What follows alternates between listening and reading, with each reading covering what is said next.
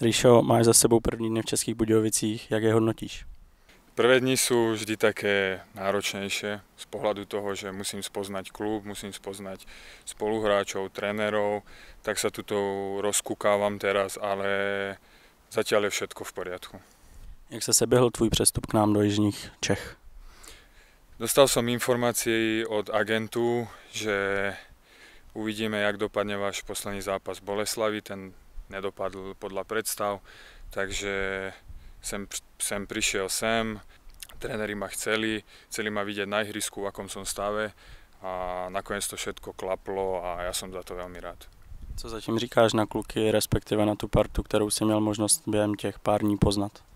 Jo, kabina je dosť mladá, momentálne asi to nie je najlepšie psychicky rozpoložené mužstvo, ale budem sa snažiť priniesť nejaký nový vietor do kabíny, aby som tých chlapcov trošku nabudil do lepších výsledkov a aby sme to spoločne vrátili ten momentálny stav Budejky.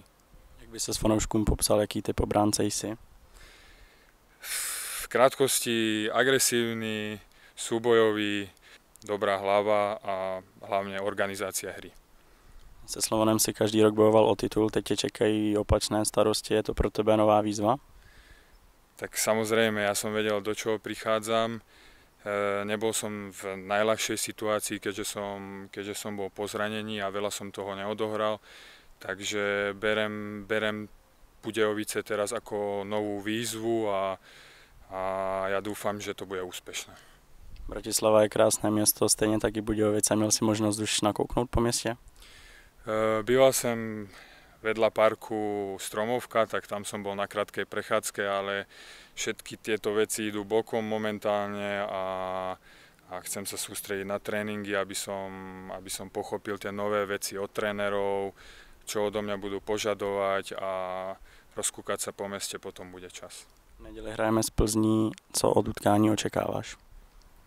Tak samozrejme vieme, že Plzeň hrá európske poháre, nie je to vôbec žiadne ľahké mužstvo, bude to tu určite náročné, aj skrz toho, že to mužstvo posledné 4 kola nemalo ideálne výsledky, ale ako som hovoril, keď som sem prichádzal, malo by byť také malé moto, že z Budějovicí nebudú brať týmy ľahko body, tak takéto moto by som chcel by som aj posunúť chlapcom do kabíny a dúfam, že sa to podarí už v nedeľu.